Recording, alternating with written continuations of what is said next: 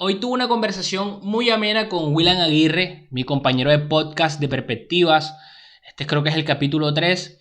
Teníamos un par de meses que no nos veíamos por tema de pandemia, pero aquí tuvimos una conversación donde nos comenta un poco su proceso en la universidad. Quería un poco enfocarme de qué sintió él y qué experimentó él al haber escogido la carrera de economía, su proceso en la universidad, si él tuvo un lapso de tiempo en el que no estuvo y luego cuando retoma nos comenta un poco sobre la madurez que tienen los estudiantes luego de estar ausente un tiempo. Tuvimos un pequeño debate enriquecedor sobre el capitalismo y la sobreexplotación del trabajo en el siglo XX y en el siglo XXI. Los dejo con el podcast, espero que se lo disfruten, gracias por verlo, espero que te suscribas, que le des like y le des a la campanita. Hoy estamos aquí con William Aguirre, este es si no estoy mal, el tercero o el cuarto capítulo de Perspectivas. Este es el tercero en el que estamos por lo menos que estemos los dos el tercero. Sí. Porque ya he hecho otras cositas ahí por ejemplo, con Edson serían... Sí. El que se hizo con Edson sería ya... Sí, serían 4, sí. No la cuenta no la tengo clara. no sabemos si... Sí, nos dejamos de hacer este programa por temas de pandemia. Uh-huh. El último lo hicimos y empezó el tercer pico de la pandemia aquí en Barranquilla. Sí. Barranquilla, Colombia, estamos aquí en el norte del país. Sí. Dijimos paremos esta semana mientras baja el COVID y se nos fueron 2 meses. 2 mesecitos ahí. 2 meses, paro nacional, hubo de todo. De todo. Casi se acaba el país. Y... Se incendia, Cali todo incendiado, van como 1000 heridos en todo el país, como 50 muertos. Se suspendió la Copa América, ayer eliminaron a Colombia. No, pasaba todo. Bastante nutrido tenemos para hablar hoy, por lo menos. La idea básica de este video es que podamos hablar un poco de tus orígenes, de tener este diálogo, de entender primero por qué estás aquí o por qué es importante que nos escuchen las personas y cuál ha sido ese trabajo personal y profesional que has tenido durante todo tu proceso formativo. Y yo, en aras de ver eso, yo dije, bueno, vamos a hacerle un programa a Aguirre para que nos digas un poco, nos cuente su historia, su filosofía de vida, cómo ha sido todo su trasegar en su vida profesional, porque ya en otros capítulos hemos hablado de que todo lo que has hecho, que has ido a Bogotá y representado, pero quiero que nos cuentes un poco esa historia y cómo fue, cuáles fueron tus sensaciones, tus sentimientos sobre todo eso que has vivido. Y pienso que sería razonable empezar a hablar de cómo llegas a la universidad, en qué año llegas a la universidad y por qué eliges economía. ¿Por qué elijo economía? Bueno, yo llegué a la universidad en el 2011, okay. El primer semestre de 2011. Yo escogí 2 opciones.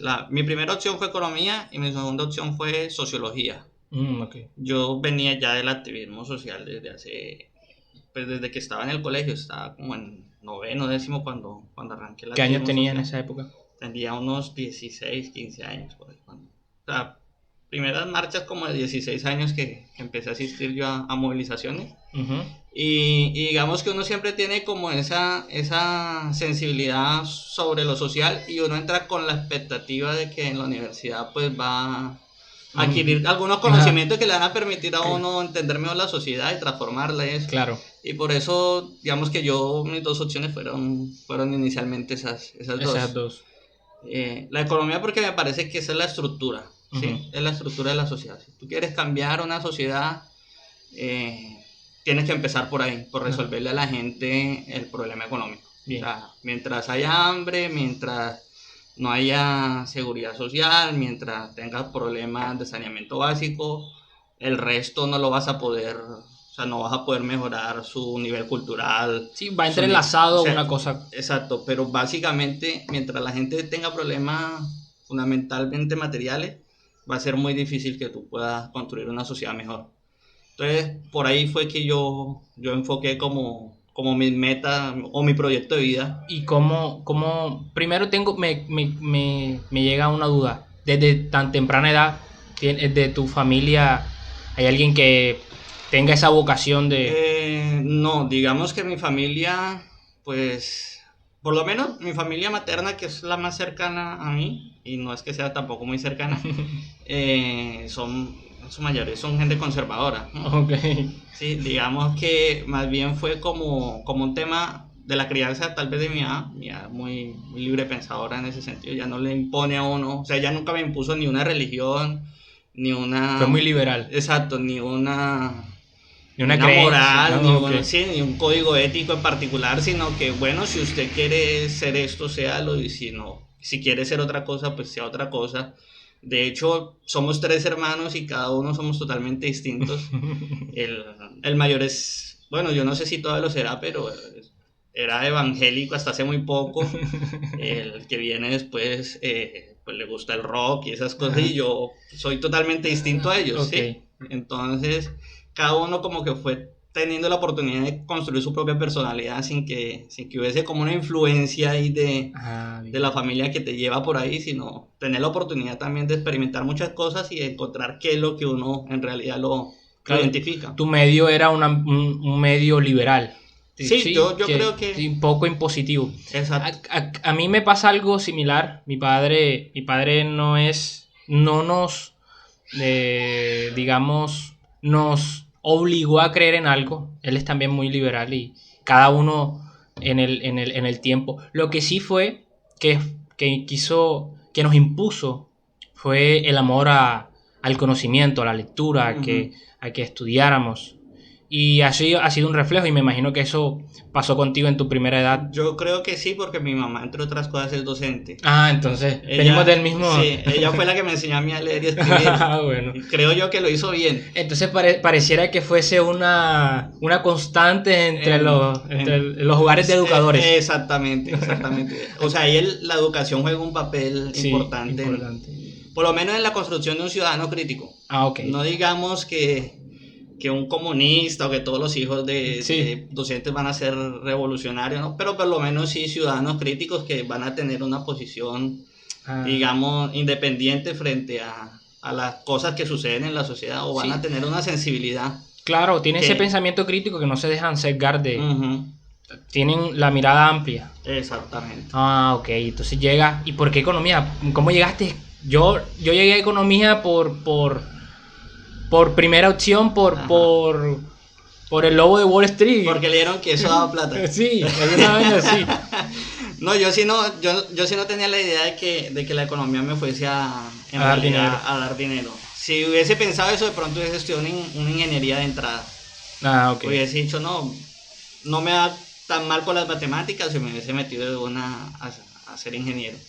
Pero lo de ingeniero fue más bien después, cuando dije, no, y después de pronto de que voy a sobrevivir. Pero yo sí tenía como la idea de poder entender mejor lo que sucedía en la sociedad. O sea, para mí la economía sí fue un tema más vocacional. Yo creo que tengo la fortuna de haber podido estudiar una cosa que a mí como tal me llenaba desde el punto de vista vocacional.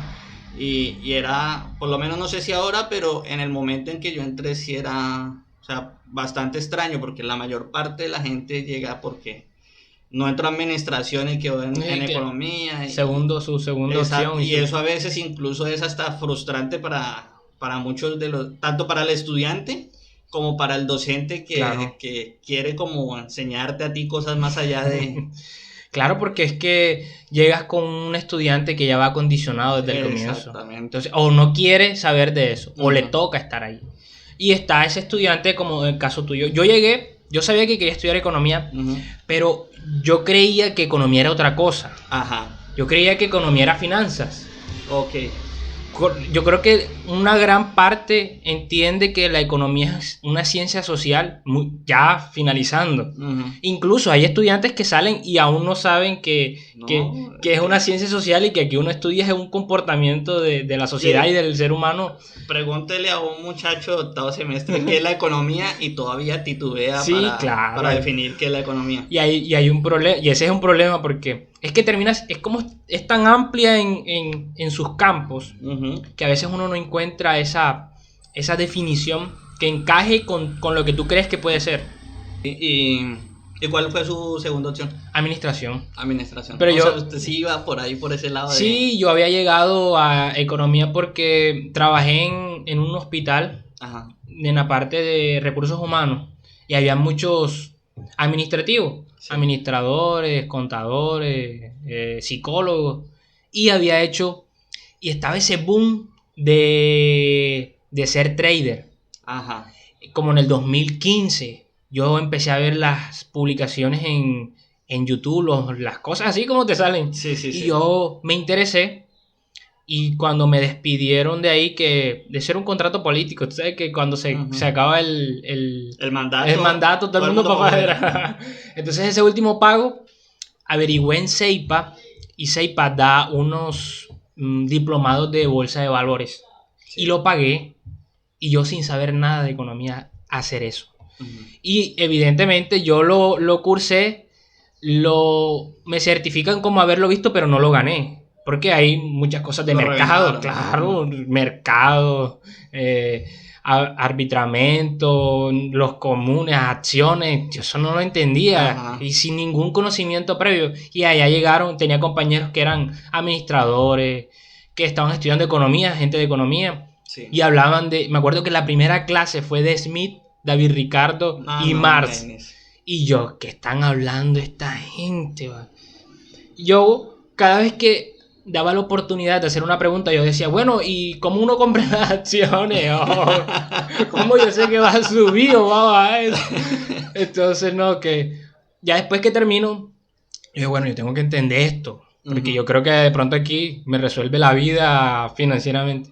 Y me matriculo en economía Pero, y así, es que uno llega creyendo eso. Sí, no, pero tampoco está tan alejado. O sea, No, si no. hay una parte de la economía Sí, que sí. se dedica a eso, ¿no? Pero, Yo lo que creo es que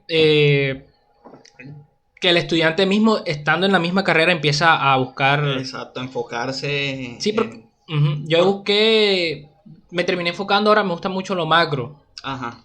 y políticas públicas, cosas así. Y en el desarrollo, en la medida que uno va dando las materias, uno también va cambiando como el enfoque, o sea, Claro, de acuerdo a lo que uno va encontrando. Por ejemplo, yo nunca me imaginé enfocarme hacia el tema cuantitativo. econometrías No, no, y no, no, no, no, estadísticas. yo era de economía política y de pronto de economía pública y cosas Claro. por ese estilo. ¿No? Y, Pero verme yo después haciendo una especialización en estadística y viendo probabilidades y modelos y no, imagínate. haciendo programación en R, cosas de ese estilo, yo nunca me lo imaginé. O sea, de entrada, si a mí me hubiesen preguntado a la IR de primer semestre que la IR de profesional iba a hacer cosas así, no, nunca me pinté así. Ahora que dices eso, ¿qué cambió la universidad? En 5 años, 4 años y medio. Más de eso, pues es que el paso mío por la universidad fue un poco accidentado. Ajá. Yo entré a la universidad en 2011 y en 2011-2 Ajá. fue el paro de la Mani. Ah, No sé si paro de... más o menos creo, a ver, porque que duró como... Fue un mes. Bueno. En esa época un paro de un mes era una vaina apoteósica. No, o sea, las universidades tenían rato que no tenían paros de ese tipo. Y más de nivel nacional, y se tumbó una reforma, la reforma a la ley 30 de el entonces presidente Santos. Y la idea de Santos era incorporar el lucro a la educación. Eso aún no existe, afortunadamente. O sea, existen universidades privadas, pero por lo menos en la formalidad son instituciones sin ánimo de lucro. Okay. Él permitía, bajo esa reforma, pues que hubiese lucro. Bueno, estalló esa reforma y eso fue un Menos mes. mal. Sí. Eso fue un mes de paro y volvimos del paro. Después la situación mía económica se complicó, tuve que suspender un poco de años. Yo duré como 3 años por fuera de la universidad, sin embargo seguía de alguna forma vinculado al alma mater. Sí, o sea, espiritualmente estaba pendiente de qué ocurría en la universidad. Cuando tenía, de pronto para los pasajes subía un rato a ver cómo iba todo. Ok. E incluso con responsabilidades en organizaciones estudiantiles.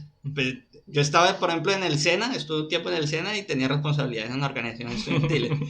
pero digamos que eso me atrasó a mí mucho el tema de la carrera, ¿no?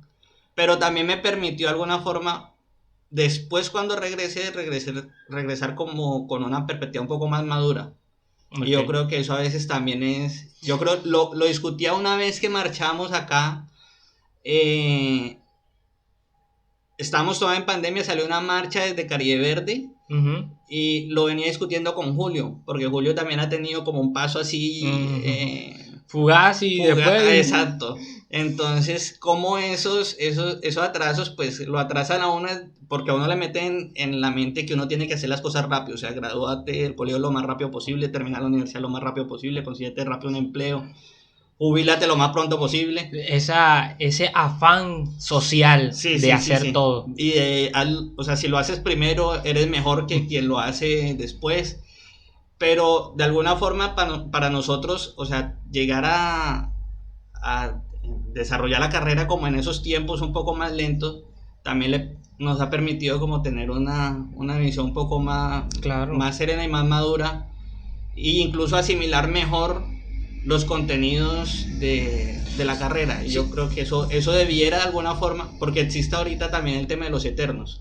Entonces, ahora ser eterno es malo, y efectivamente hay unos eternos que ya están pasados. Sí, que están pasados y que lo están haciendo porque quieren quedarse toda la vida y porque tienen un interés en estar en la Un universidad. interés lucrativo. Sí, un interés, o sea, ese es su forma de vida, su modus vivendi es ese. Y eso está mal. Pero también está mal tú decirle a las personas que no, que tú lo que tienes es que graduarte rápido y no vivir la experiencia de la universidad, porque hay muchas cosas que si tú las puedes vivir con una mayor, digamos, con una mayor experiencia, Uh-huh. te van a formar mucho mejor desde el punto de vista profesional, pero también como ser humano, ¿no? Porque Okay. la universidad ante todo es una experiencia humana y social de transformación. Sí, sí. Sí, porque es que llegas del colegio con un conocimiento básico Uh-huh. y no vas a tratar de llegar a la universidad que sea un paso fugaz, como Uh-huh. si fuese sido el colegio, Como si vas a una entidad técnica Uh-huh. o tecnológica que te enseñan un saber, una técnica, ¿cómo se diría eso? Un oficio. Un oficio.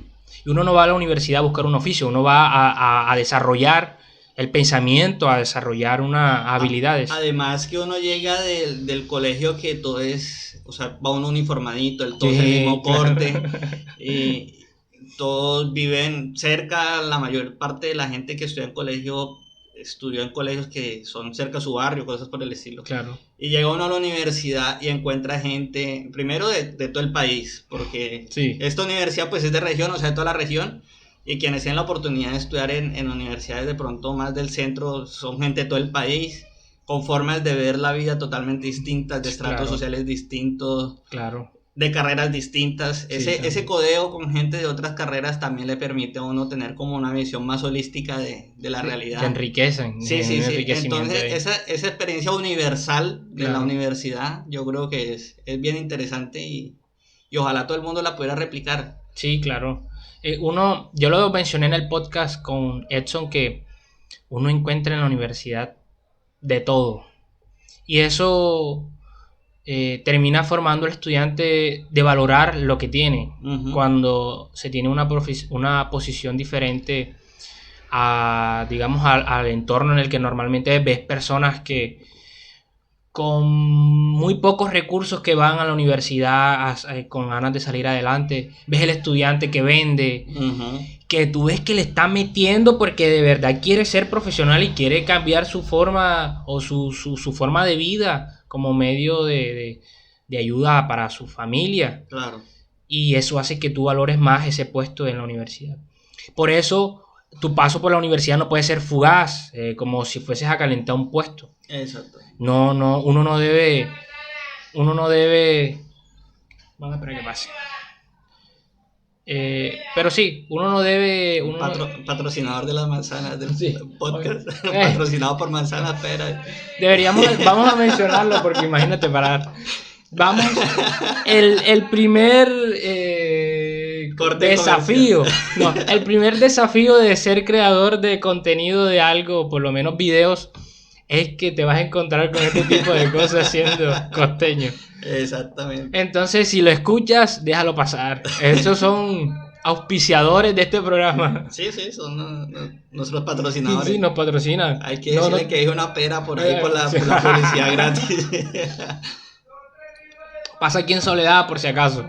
Cuando llegas a una universidad pública y encuentras todas esas cosas, o esa población, o esos compañeros, y todas esas situaciones que ellos cargan en sí, personas de otros municipios, con otras costumbres, con una historia como tal. No, voy a salir adelante porque yo quiero esto, mi entorno fue este.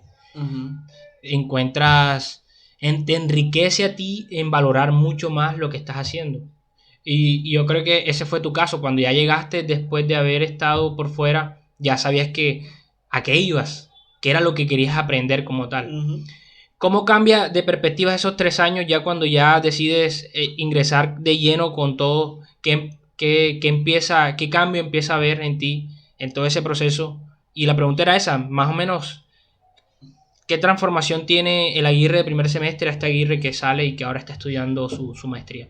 La especialización apenas. La especialización, perdón. Ojalá estuviera ya en la maestría. No, yo creo que son varias cosas, ¿no? Uno es, digamos, uno tiene como una imagen de la carrera cuando uno llega y es básicamente como el prejuicio o como como la falsa idea. La falsa idea que uno tiene o la expectativa que uno tiene, que en el caso suyo, por ejemplo, era que se iba a volver Low Wall Street. Bueno, sí. En el caso mío, de pronto, era que era una ciencia social y que me iba a enseñar muchas cosas, digamos, o sea, más concretas de la sociedad.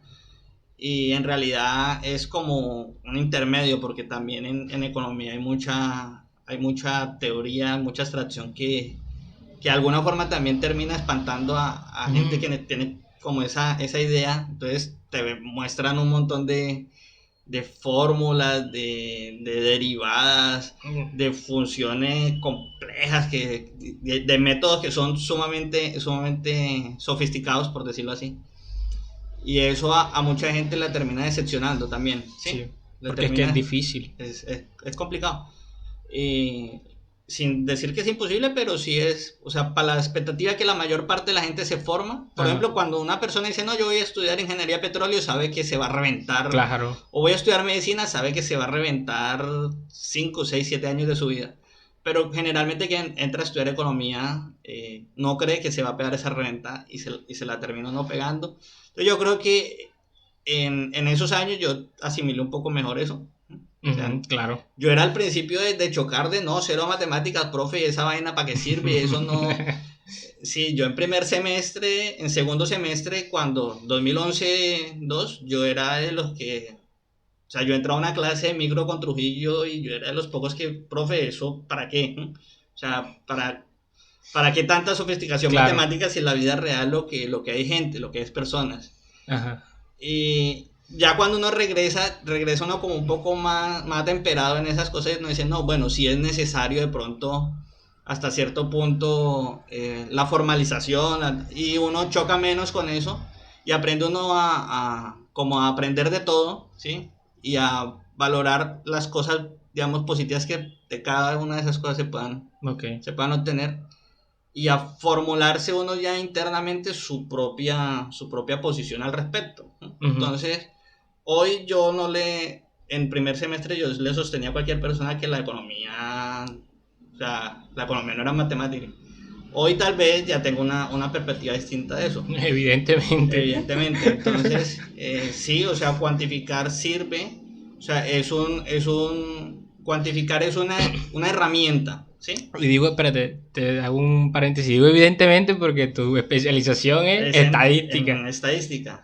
Y sin embargo haciendo la especialización uno también se hace cuestionamientos, ¿sí? Sobre, o sea, hasta qué punto la estadística no se vuelve como un dogma de que, bueno, si yo lo demuestro con una estadística estoy diciendo lo correcto Y no, o sea, hay muchas cosas que puedo presentar con estadísticas y no necesariamente eso me da me da la razón, porque Okay. las estadísticas tienen un grado de sesgo, ahí tienen un grado de error, Claro. o sea, las matemáticas son exactas y se puede decir que son perfectas, pero el mundo real no es exacto, ni es Ujú. perfecto. Entonces tú lo que estás haciendo es abstraer un poquito para entenderlo mejor, ese montón de cosas imperfectas que hay en la sociedad, Para darle sentido para a darle eso. sentido a eso, sí, Sí. para comprenderlo. Claro, porque si no se vuelve aún más caótico. Exacto, entonces es al contrario, no es que uno haga las matemáticas para no entender las cosas,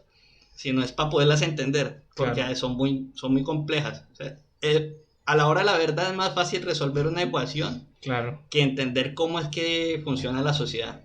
Sí, Y entonces evidentemente. eso es una herramienta que te permite... Porque son, hablando matemáticamente, sería entender, si hablamos de la población mundial, 5.000 o 6.000 millones de vectores de su Ajá, comportamiento y todo eso agruparlo. sí, sí, sí, Y ¿no? son mucha información a la final. Y Y cosas ahora, sociales y demás. y ahora con la computación, pues las máquinas hacen muchas cosas o sea, en realidad, antes por lo menos en el método científico usted construía su teoría y dice, bueno, Claro. ahora la voy a probar. Ahora no, ahora hay muchas cosas que realmente se hacen primero y todavía no se sabe bien cómo es que funcionan, pero ya las logran hacer Ok. pues, por la facilidad que tiene De, este mundo de la informática y todo el avance que había en ese aspecto. ajá. Pero sí es complicado, o sea, Claro. entender cómo funciona. Una persona es difícil, entender cómo funcionan millones Evidentemente. Creo que por eso nos enfocamos mucho en la cronometría y en la micro, en tratar de buscar muchos más campos que puedan explicar de forma más certera todas estas. y sin embargo, yo no me identifico plenamente con la microeconomía. A mí me parece o sea, yo toda la vida he tenido una orientación, digamos, desde el punto de vista de mi concepción del mundo marxista, ¿no? Ok, Quien habla conmigo, quien ha conversado conmigo, quien ha tenido la oportunidad de compartir conmigo, sabe eso. Y hay cosas dentro de esa concepción o sea, que son incompatibles con la teoría económica que uno ve sí. normalmente en las universidades, con el mainstream que llaman, Ujú. ¿sí? Con la corriente dominante. Eso es incompatible. Sin embargo, el tema de cuantificar es un tema que uno puede cuantificar cualquier cosa, o sea, uno puede cuantificar la tasa de explotación que hay en la sociedad Ujú. y para eso uno necesita herramientas. Claro, Entonces no es tanto si los datos son buenos o son malos, ¿qué mides tú con los datos? ¿No? claro. Entonces, por ejemplo, está ese debate más avanzado, por ejemplo, en el tema de calidad de vida. Entonces hay una discusión de Amartya Sen Ujú. con buena parte digamos, de quienes trabajan en el tema de medición económica sobre los indicadores, o sea, sobre qué es lo que en realidad mide la calidad de vida. Entonces, no es solamente el PIB, sino, bueno, son otras cosas que influyen en la calidad de vida. Asimismo, yo creo que debiera avanzarse en ese debate con otros aspectos, o sea, ¿cómo mides tú, por ejemplo? O sea, hoy no puede haber una medición acertada de un concepto como la plusvalía porque nadie mide la plusvalía porque no les interesa, o sea, el DANE no le interesa medir cuánta plusvalía se Ujú. extrae en Colombia. No, Y porque sí, sí, claro, hay un tema ahí de de un interés, o sea, de un... el tema es tan complejo hay muchas cosas que no se hace como la productividad, cómo se mide la productividad. Exactamente, son... Son cosas que termina siendo, y además que por nuestra propia condición del país como tal, se hace Uh-huh. mucho más difícil medir ese tipo de cosas. Y Eh, sobre todo que esas mediciones vienen condicionadas por el Fondo Monetario Internacional. yo tenía, ahora que estás hablando de estas mediciones de calidad de vida, hay un debate en el que se dice el capitalismo ha sacado más gente de la pobreza que el socialismo. Ajá. Y dan indicadores. Y uno podría decir, sí, está bien, ha sacado más población de la pobreza, pero hay que ver qué mecanismos se utilizan para medir esos pobres. Uh-huh. Hay gente con más posibilidades de llegar a recursos, porque evidentemente a mayor riqueza puedes tener mayor accesibilidad a los recursos.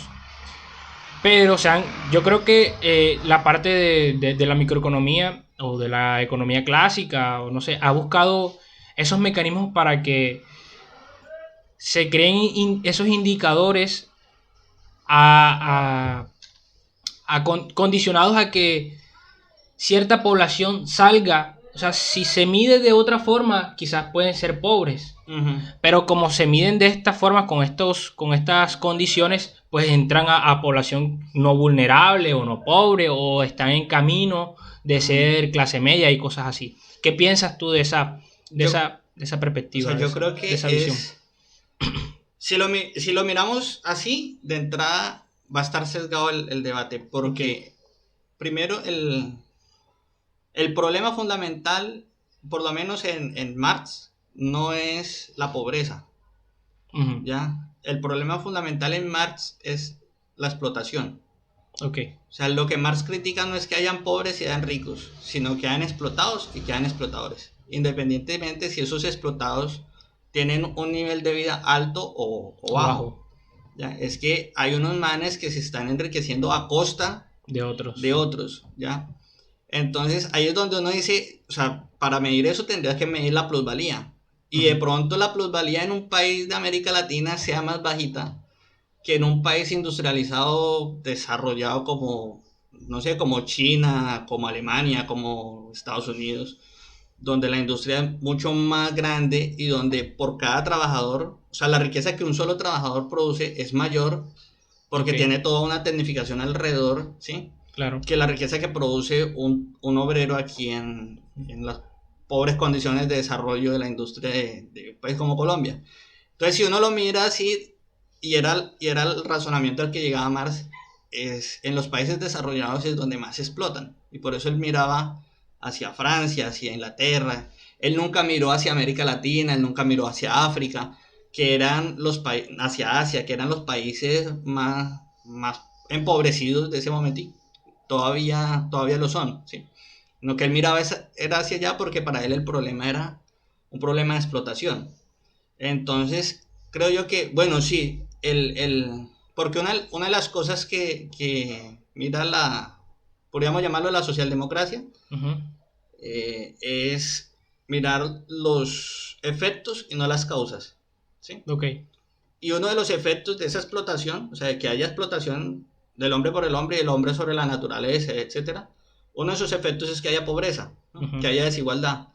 Entonces, bueno, vamos a subsanar esos efectos negativos, ¿sí?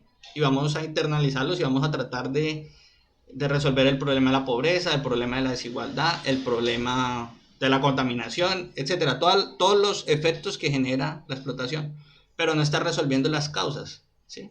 Ok. Entonces, bien o mal, está tratando, por ejemplo, de tener un estado que redistribuya mejor la riqueza que se genera en la sociedad para paliar un poco los efectos que genera la explotación, pero no un estado para eliminar la explotación como tal. Ok. Y ahí es donde radica como esa diferencia, ¿sí?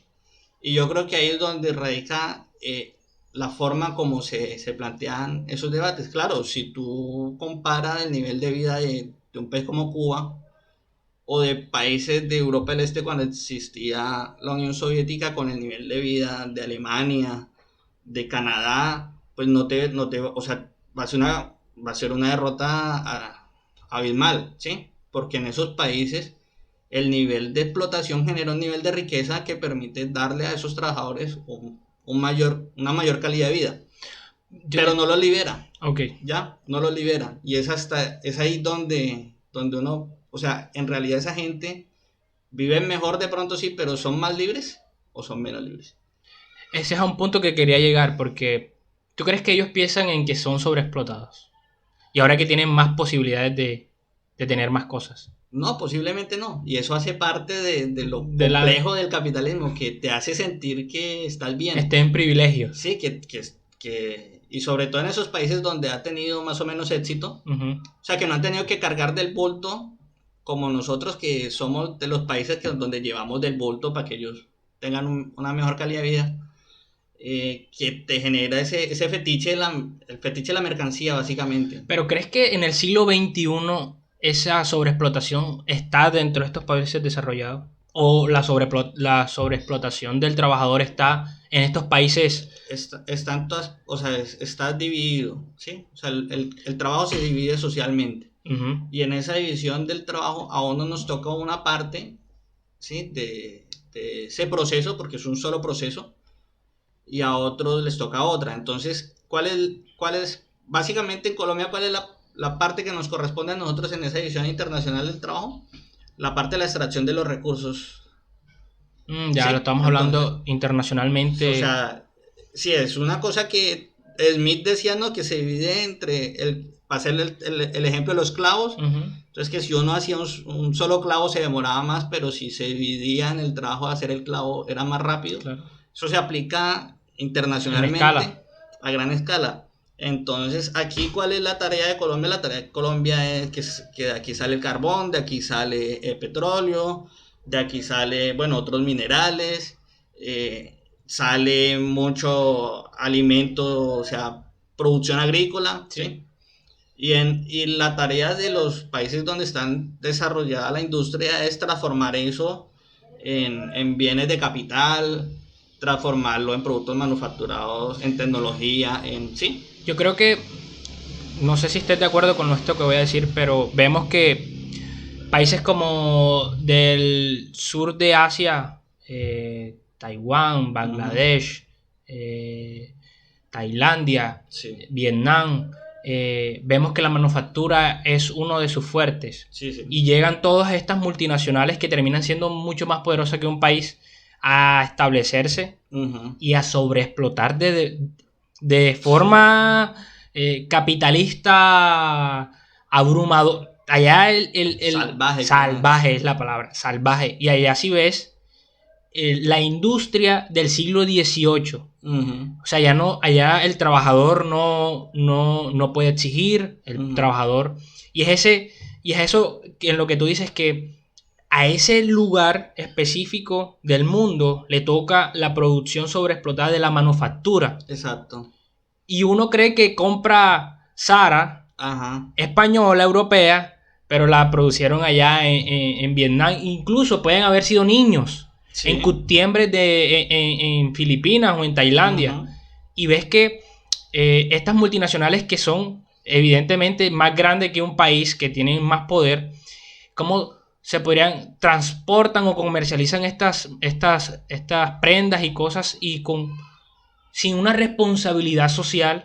Primero, uno, y dos, que uno dice, el capitalismo dio para transformar todas estas cosas, que uno no se da cuenta de esa sobreexplotación que tú dices, o por las condiciones laborales de estas personas. Sí, ¿no? Y sesga, o sea, Se- por lo menos hay autores europeos y norteamericanos que hablan de la posmodernidad y de que ya estamos en una etapa, o sea, más allá de la modernidad. Y bueno, listo, de pronto en el contexto donde ellos se sientan y dicen, no, ya estamos en una sociedad postindustrial y ahora estamos en las eras de las nuevas tecnologías y la automatización y la inteligencia artificial y todas esas cosas. Bueno, listo, pero vete a un país de esos del sudeste asiático y dile Sí. lo mismo a ellos que todavía no llega el internet por allá. O dile eso aquí mismo en el Chocó, Claro. o en los municipios del sur del Atlántico, para no irnos tan lejos, Claro, donde ni siquiera ha llegado la industria. es correcto. Sí, Entonces, decirles que estamos en una sociedad, no, estamos en una división. Yo del entendí, trabajo. ya acabo de entender tu punto, ¿sabes? Ajá. De esa sobreexplotación del trabajo y de esa escala en la que lo estamos midiendo. Los países del norte, o los países más desarrollados, se encargaron de ese desarrollo tecnológico y que termina imponiendo ellos Ujú. el ritmo en el que avanza todo. Sí. Y ellos, según mi concepción, no sé si de pronto podamos discrepar ahí, ellos siento que no tienen esa posición de sobreexplotar, de su misma condición. Ellos no están sobreexplotados, creo yo.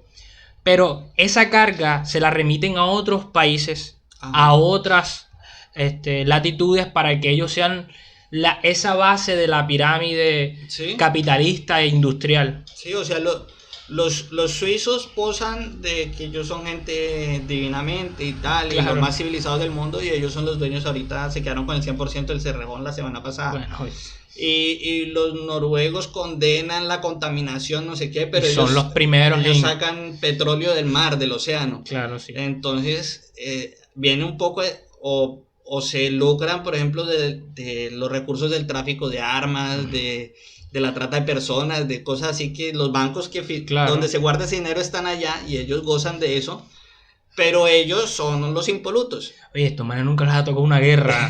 No, pues yo creo que desde los vikingos ellos, o sea, en el periodo reciente no... La historia es tan hermosa, uno ver que hay latitudes que nunca les toca nada. Uh-huh. Y es por esa posición de privilegio que tienen. Exacto. Pero es un privilegio monetario. Ahí, Es un tema de dónde está la plata. la plata. Y dónde se concentra y dónde no.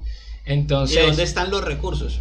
Porque tú la plata la puedes trasladar a un lugar seguro, que son básicamente esos países, son lugares seguros, pero los recursos están en África, están en Asia, están en América. Y ahí es donde están las guerras. ¿Ya? Porque ahí es donde está la pelea, quién los saca. Pregúntale a Medio Oriente cómo tienen ese país. Pregunta cómo está Venezuela. O sea, Venezuela, el problema de Venezuela es que tiene petróleo, entonces por eso la guerra ya no es bélica, pero sí es de medidas de bloqueo. Sí, de hambre, eso es una guerra de hambre. Y de desestabilización, entonces uno no sabe si no gobiernan bien, no los dejan gobernar bien o las dos cosas. Uno podría hacer el análisis de que Venezuela está así, o la gran diáspora venezolana está así, por Estados Unidos, y la implicación que eso tiene en todos los países del Cono Sur. Ese afán de tener ese poder en ese país, cómo afecta a todo un continente, o a parte de un continente. Y eso es lo que uno no termina mucha gente repitiendo lo que un político dijo: nos vamos a volver como Venezuela, creyendo que ellos son culpables mismos de su propio problema. Exactamente. Y es que hay un trasfondo político, económico. Ellos lo que tuvieron fue la mala suerte de quedar en medio de una disputa por petróleo, y eso es... Eso es como cuando viste las noticias de Palestina e Israel, ahora que la guerra de los misiles. La gente veía los misiles y los israelitas pobrecitos, que mira, los están atacando el pueblo de Dios. Pero la gente no dice que Palestina solamente tiene el 7% de su población vacunada y que los israelitas tienen, creo que ya el 105% vacunado. Sí, ya ellos... Que la principal, que ellos manejan los hospitales. Cuando hubo esa guerra destruyeron a 7 hospitales, 5 o 6 hospitales ahí donde se vacunaba. Nadie habla de eso. Exactamente. Nadie dice de que ellos tienen el poder económico, por lo menos de esa región, tienen un ejército inmenso, o por lo menos no inmensos, pero sí muy fuerte. Podemos decir que controlan parte del sistema monetario en el mundo. Familias como los Rothschild, que han estado desde 1500 controlan Wall Street, controlan las armas. Las armas que utiliza el ejército colombiano son armas israelíes. No, imagínate. Entonces es un poder inmenso lo que los tipos tienen, y es... O sea, es como aplasta, es el propio David contra Goliat. Es una cosa monstruosa, y bueno, incluso tienen toda la maquinaria mediática para hacer que uno piense lo que no es. Nos hemos salido un poco. Sí, nos fuimos por allá hasta el Medio Oriente. Estamos hablando de la Universidad Atlántica y terminamos en Palestina. No, pero es que termina siendo un tema, eso que hablabas de Marx me pareció. Y quiero retomar, encauzar eso un poco con esa identidad política que has tenido Quiero que hablemos de 2 puntos como tal de esa identidad política, y después te quiero preguntar la experiencia que tuviste en la universidad cuando nos representaste en los congresos de Cali, Bogotá. No sé si en el de Barranquilla estuviste. No, en el de Barranquilla no alcanzaste. No alcanzaste. Entonces... Tuve una discusión con un profesor que yo, cuando regresé a la universidad, entré a un semillero. Ajá. y discutí con el profesor porque nunca me dejaba pasar nada. O sea, todo lo que yo le presentaba no estaba bien. Ajá. Entonces yo no me vuelvo a meter en un semillero nunca más y yo hago mis vainas solo y las mando solo. No se puede decir el nombre. No No lo mejor quiero. Pero... Va a micro por si acaso. No, a micro, no a micro, pero... Algo parecido. Ajá. Pero después de eso yo le cogí fobia a los semilleros, fíjese. Yo nunca No. estuve activamente Yo en un no semillero. estuve en semillero. Estuve en un semillero. Te voy a decir qué me pasó. Yo estuve en un semillero, pero un profesor de ahí, cuando le propuse que yo estuviese en un semillero, me trató de forma despectiva. Ay, no puedo decir el nombre, pero me sentí tan mal ese día. Ajá, Porque, mijo, usted no sabe de econometría. ajá. Mijo, usted no sabe. ¿Y usted con quién lo va a hacer? Oh, yo quiero hacer esto, quería hacer algo de Big Data. Yo no te veo a ti en eso. Ay, no fui más. Ajá. Pero eso, bueno, Suele pasar, le cortan la sala a la gente. tuve ese interés de semillero después que estuvo Valentina y Nelson. Valentina, creo que Sí. en Cali. Yo dije, bueno, voy a tener un semillero porque quiero concursar en el próximo Ujú. en Bogotá. Después, bueno, entró a lo de los debates, pero ahí te vi ahí. Ujú. Pero sí, el tema de que hay profesores con poca pedagogía. Sí, no, o sea, el semillero es para sembrar la semilla de la investigación en el estudiante y lo que hacen es lo contrario muchas veces. Entonces, Ajá. no, eso no. O sea, uno llega con la expectativa, no, quiero investigar sobre eso. No, eso no. Sí, como que Entonces, condicionando. Exacto, entonces uno dice, no, entonces No, yo lo no. hago solo mejor. Claro, ¿para qué me voy a desgastar aquí? Y uno termina, a veces hay semilleros donde se terminan haciendo publicaciones para los mismos profesores. Sí, terminan siendo los cargaladrillos muchas veces Sí. de... Ese es un problema que organizarle el Excel al profe Sí. y tal, hasta correrle los modelos modelos. en el Stata y cosas. eso es una locura ya. Mm, Mira, entonces, ¿cómo llegas a Cali? A Cali, que fue el primero, mm, ¿qué presentaste allá? en Cali yo mandé concurso de ensayo. Ajá. Fue concurso de ensayo ¿Y sobre qué lo hiciste? sobre el problema de drogas ilícitas. Mi ensayo se llamaba Crimen y Castigo, verdadera solución al problema de drogas ilícitas. Ajá. Y era, pues, economía del crimen, ¿sí? Sí, era Que lo que estaba en esa. básicamente era decir que, bueno, que el tema de castigar en realidad lo que hace es que mejora el negocio y, Claro, aumenta los. exacto, y lo presenté y bueno, quedé en mi categoría, gané y me invitaron, pues me dieron la boleta. Esa era otra de las cosas por las que yo no participaba en congresos, Ajá. por la boleta. Ah, ok. Sí, entonces uno pensaba la boleta, los pasajes, Claro. el hospedaje, Entonces me dieron la boleta, me dijeron que me iban a dar un premio y el reconocimiento. Además de eso, entonces, ¿Quién te pagó eso? ¿La universidad? no, pues en esa fue con el bus de la universidad. No, la boleta. No, la boleta me la dieron por haber ganado el... Ah, ok, que Sí. tú primero mandas y Sí, después. yo mando y ellos me dicen, no, ganaste, y el premio es la boleta, y además te vamos a dar una placa y un reconocimiento Claro. y material académico, y bueno, lo que generalmente entregan en esos concursos. Entonces, bueno, fui, sin saber todavía que iba a ganar el concurso de ensayos, porque los tiempos eran anteriores. También me metí en la Olimpiada y clasifiqué. Ujú. Clasifiqué en la Olimpiada. Entonces, bueno, aproveché y maté 2 pájaros de un solo tiro. Claro. Y yo la verdad no le tenía fe a la Olimpiada y no me fue tan mal. Sí, quedé como de octavo, séptimo, una cosa así. No, bastante. Yo ahí. pensé que yo iba a llegar allá y bueno, hice lo que pude y tal y ya. Pero Que no, sea lo que cuando- Dios quiera. Sí, pero cuando yo vi que pasé a la segunda fase, Ajá. después ya a los últimos 10, ya estando en Cali, yo que como que, uy, o sea, de pronto Bueno. sentí, hasta me arrepentí y dije, me hubiese preparado mejor. Claro. Y de pronto en esa fase final hubiese de pronto tenido un mejor desempeño, pero bien.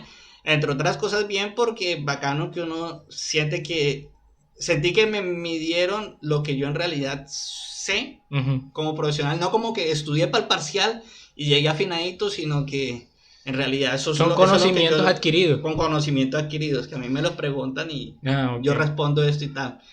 Lo sé, no lo sé tal, pero es bueno porque es... Claro, no es una retaíla que tienes de memoria, no, que es esto y esto. Exactamente, no es el prepararme para el Ajá. parcial. Entonces, ese fue como la experiencia en Cali. Pero que tú lo dices así modestamente, pero te llaman a recibir el premio, vas al frente. Sí, sí, Sí, ¿qué sientes en esa, no, pues uno siente como, o sea, el buen trabajo? sí, la satisfacción, uno, del buen trabajo, y dos, a mí siempre me ha parecido muy, muy bonito poder representar la Universidad del Atlántico, Ujú, porque uno es una universidad pública, claro, y en esos eventos siempre ha habido como la idea que las universidades privadas en economía son una cosa claro. insuperable. O sea, la Universidad Nacional, la Antioquia quizás, pero de ahí para abajo son universidades privadas casi todas Sí, sí. las que sacan buenos desempeños. Entonces para mí es como sacarme una espinita de que o sea, Soy costeño. y con muy poco Claro. imagínense si nosotros tuviésemos los recursos, la infraestructura, hasta Sí, los docentes sí, claro. que manejan en esas universidades que son de altísima calidad, en comparación con lo que nos toca acá nosotros aruñar, que ni sala de econometría tenemos, o Imagínate. sea, funciona pero no tiene internet o cosas por el estilo. Entonces, ese para mí siempre ha sido como una satisfacción más allá de lo personal, Ujú. sí poder representar a la institución con la que uno tiene casi que una relación tóxica, porque uno la ama, pero al mismo tiempo la critica, pero al Sí, mismo tiempo uno la lleva dice, en alto, no sé, una cosa. Mira, y ganaste y con quiénes estaban ahí para que le digas un poco quiénes habían ganado en el concurso de ensayo, tanto en Olimpiadas como ensayo. eh, ¿Recuerdas alguno de tus universidades competidoras? no recuerdo exactamente. Recuerdo que en la otra categoría estaba un muchacho de la Universidad Nacional sede de Medellín. Yo sé que ganó el primer puesto, lo ganó alguien de la Nacional Ajá. O sea, éramos, como son categoría A y B, Ajá. él ganó la A, yo gané la B. Ujú. Pero no recuerdo porque como fue o sea, en ese caso el ensayo fue como muy impersonal. Uno enviaba el ensayo, ellos le enviaron unas correcciones a uno las envió y ya uno no conoció Ya. como personalmente a los otros concursantes, sino Ok. que ese día que nos premiaron a los Ok. primeros puestos. De él sí me acuerdo, y el resto éramos como en la Olimpiada todo el mundo como en un examen. O sea, tú no No intercambias con ves. el que está al lado, no conversas mucho porque estás en tu examen. Claro, claro. Entonces no tuve como ese roce Con los participantes. con los participantes. Ahí sí, a diferencia, por ejemplo, ustedes Sí, que en el teníamos. debate que sí como que Sí, ahí hablan ese, más. ya uno más o menos va conociendo el. Después de eso tuve otra experiencia no muy exitosa. Esa fue la que peor me fue dentro de los concursos, fue la que peor me fue en debate. Pero bueno, ese fue como el. Después te inscribes para el de Bogotá. Haces tu ponencia. Sí, ese de mi ponencia, ese era mi trabajo de grado. ¿De qué? ¿Cómo se llama? Esa es la incidencia El conflicto. no, pero recuerdo bien el título. Sí, la incidencia del conflicto y su relación con el sector primario y la economía Ok. en los municipios de la región Caribe. ¿Pero hablaste de Magdalena Medio o todos No, los...? no, región Caribe. O Ok. sea, de Córdoba para arriba. Ok. Córdoba, Sucre, Cesar para arriba. Eh, Era básicamente, ese sí fue más econométrico, era coger una base de datos del grupo de memoria histórica y con eso construir un indicador y correr un modelo para mirar si se relacionaba con la minería, se relacionó con la ganadería y se relacionó con la agroindustria. Pero demostraste que Que donde hay minería, donde hay agroindustria y donde hay hay... conflicto. Exacto, hay Están ganadería, correlacionados. hubo mayor incidencia de la violencia. Entonces llegas a Bogotá, lo expones, yo no estuve en tu. ¿Qué Se tal? nos cruzaron Sí. hice mi ponencia, yo iba No, yo iba bien. Yo nunca he tenido problemas para presentarme en público. Yo participaba en foros de filosofía desde el colegio. Entonces yo para presentar... Yo hablo mejor en público que personalmente, creo yo. La gente que me conoce, yo cuando estoy personalmente, yo soy... O sea, no soy el mejor conversador, no soy Ajá. el alma de la fiesta. Pero cuando tengo que hablar en público no tengo inconveniente. Yo iba con toda la intención de ganar el concurso, ¿no? El último día de presentaciones yo me vi fuera, porque hubo 2 presentaciones que en realidad me parecieron muy buenas. Una de ellas que yo creo que tercera o una cosa así. Pero yo me vi, yo no, ya perdí el año. De hecho, yo salí y me fumé un cigarro afuera, ya como, No. bueno, como ya para pasarla. Y en ese momento me crucé justamente a los jurados que también iban saliendo. Ujú. Y me acuerdo que la muchacha me sonrió y yo sentí esa sonrisa como de, ya perdiste el año ya. Entonces yo, bueno, chao, chao y tal. Pero uno no intercambiaba con ellos Claro. por reglamento, ¿no? Entonces solo el saludo así de lejitos. Y para mí en ese momento sí fue sorpresa cuando Te dijeron. sí, cuando me llamaron a pasar al frente, que era como un reinado de belleza.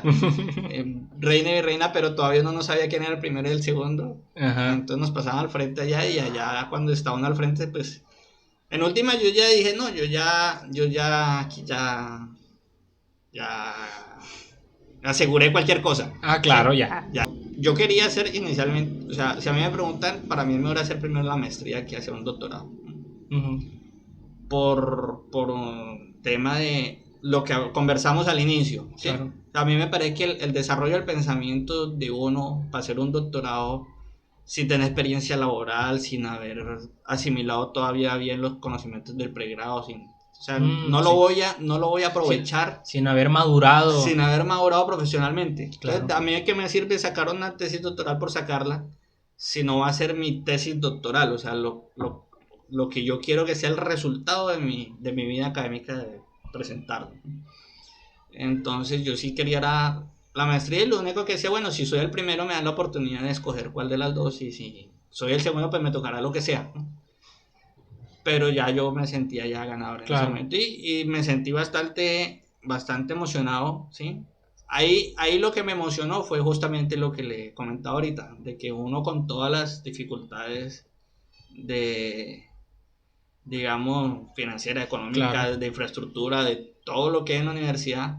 De hecho, hasta para el bus fue un camello. Yo casi me quedo en ese viaje porque no alcanzaban los cupos y era con un poquito más de gente la que iba.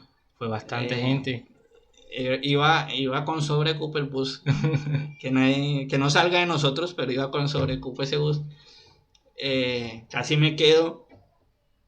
Y sin embargo, pues lo hicimos bien. Y en ese momento la universidad tenía mucha presencia ahí en FENADECO. Estaba Milton, era el presidente. Y, o sea, habíamos logrado, bien o mal, la universidad. Sí, claro, habíamos llegado lejos. Sí, hacer una buena representación. Sí, estábamos nosotros dos, Milton siendo presidente en esa época. Estábamos, no, y siento que nos fue súper bien. Y fue un proceso enriquecedor, me imagino, para ti también estar ahí. Y fue una emoción para todos saber que quedamos. Y creo que, si no estoy mal, llevamos como 2 años o 3 años estando ahí siendo finalistas. Siempre, o sea, desde que trajeron el Congreso para Barranquilla se empeñó ahí, no ha soltado. Sí, o sea, porque cuando trajeron el Congreso para la Universidad del Atlántico, ahí creo que también hubo ponentes, o sea, no recuerdo si Juan Luis estuvo en categoría A. Él estuvo ahí también. En la categoría como junior. Y no sé si en la categoría B hubo gente participando, pero sí había gente participando. Y antes de eso, hace unos añitos también hubo, o sea, siempre ha habido como una participación importante de la universidad.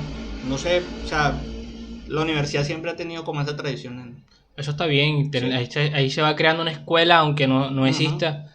de personas que se van interesando por esto. Y sé que después de los que fuimos a Bogotá, Después fundamos la Escuela Económica de la Universidad de Atlántico. deberíamos. Puede haber material, puede haber un buen material. No, yo creo que hay buen material, buenos estudiantes que han dado. Hay un tema que podíamos hablar que duraría mucho, pero evidentemente este podcast ya ha cumplido con uno, hemos tocado bastante. Quisiera entonces, porque no logramos tocar muchas cosas que han pasado, pero bueno, la conversación ha sido nutrida. Ajá. Lo dejaremos para la próxima. Me gustó tenerte aquí, que nos contaras. No, vamos a, o sea, igual no es el último, esperemos, No, porque si ocurre la cuarta ola ahorita y después eso hay que hablarlo. vuelven a erradicar la reforma tributaria y se vuelve a incendiar el país, de pronto nos vemos por allá en 6 meses. No creo. Pase lo que pase, aquí vamos a. No, de pronto vamos a tratar de hacerlo ahora más seguido. Ujú. Pero me gustó que nos hayamos vuelto a ver, que esta conversación la hayamos tenido aquí. Siento que puede ser provechoso para muchos que la están viendo, notar todo el esfuerzo que has hecho para llegar al lugar donde has estado, todos los logros académicos que tuviste y eso que no hablamos de tu experiencia política Ajá. y también como ese liderazgo que tuviste y que has tenido en la Universidad del Atlántico. Y que no tocamos ese tema, pero estamos en paro y de pronto tú tienes una visión de lo que está sucediendo en la universidad y que ha venido estando periodo tras periodo desde el 2011 que estuviste tú en tu primer paro, Sí. imagínate, y ya estamos ya en el 2021, casi 10 años. Y la situación no ha cambiado, no varía mucho. Cambian de Sí, pronto. yo creo que o sea, toda esa convulsión que han tenido las universidades, incluso desde antes del 2011, porque uno tiene también como un cierto, como un complejo de Adán, de creer que las cosas arrancaron desde Sí. que uno empezó. Sí, Y sí. ahí, sino que eso es un proceso largo histórico, pero yo sí creo que el tema del movimiento estudiantil y de la masificación de la educación superior tiene mucho que ver con la presencia de los jóvenes en estas movilizaciones. Es un fenómeno que habría que, después en otro podcast lo miramos bien, pero sin decir que todos los que están marchando son estudiantes, porque no todos son estudiantes, muchos sí han estado influenciados, bien o mal, por la universidad. Y lo sé porque me he encontrado caras, rostros de personas que, este man estudió en la universidad hace por allá, no sé cuántos años. Okay. Algunos ni siquiera pudieron seguir, no pudieron continuar. O sea, el niní es eso, es gente que, o sea, araña las oportunidades pero no le salen. Y tú los ves que eso es la gente que está descontenta, que está, Sí, claro. que está marchando. Y que de alguna forma esa proximidad le generó una cierta visión crítica De la situación. de la sociedad. Claro. Entonces ahí hay un acumulado de muchos años, ¿ya? Que se ha visto ahorita en estos movimientos que han ocurrido de jóvenes. No han sido solo los jóvenes, porque los jóvenes también tenemos un complejo de Adán, de creer que no, que es que los jóvenes somos los que, o sea, estamos resolviendo lo que las generaciones anteriores no fueron capaces, porque nosotros sí somos no sé qué y tal. Y no, carreta, porque han habido indígenas y han habido... Y los sindicatos también han salido, o sea, salen menos que nosotros porque son menos, ¿sí? O sea, sindicalizar... Por ahí han dicho que dicen que en Colombia es más fácil crear una guerrilla que un sindicato. O sea, sindicalizarse en Colombia es una vaina sumamente difícil. Entonces, pedirle a los sindicatos que salgan 10.000 trabajadores cuando por sindicalizarte te botan de la empresa es también exigirles demasiado. Entonces, sin decir que los jóvenes somos, o sea, la vanguardia o lo último en revoluciones, yo creo que sí hemos jugado un papel en... Y que han existido estas generaciones que también han luchado por otras causas, como la del... Cumplimos 30 años de haber de la movilización que hubo para la nueva constituyente. Para la constitución, sí. Y también ahí también hubo una movilización de jóvenes, de estudiantes. Con todos sus matices y todos sus... Sí, y eso era un punto que quería hablar, pero bueno, el tema está... el tiempo lo tenemos agotado. Espero entonces tener el próximo, quiero hablar de Dios, de la espiritualidad, de filosofía, y de pronto ahí tenerlo. Ahí conversamos e intercambiamos A ver sobre temas espinosos. Sí, para llegar a eso, porque sí, para generar debate. Por ejemplo, como esta que decías de este Rodríguez, de si el sueldo mínimo es muy alto. Ajá. Entonces yo tengo ahí unas ideas sobre eso, y de pronto ahí podemos ahí generar unos debates sobre que si el sueldo mínimo fuera más bajito, la gente ganaría más. Es básicamente el razonamiento de ellos. Sí. Entonces, sí, como que se bajen el sueldo de ellos para ver si es verdad. No. Entonces dejemos así, lo vemos en la próxima. Gracias por vernos. Listo, gracias, José. Dale.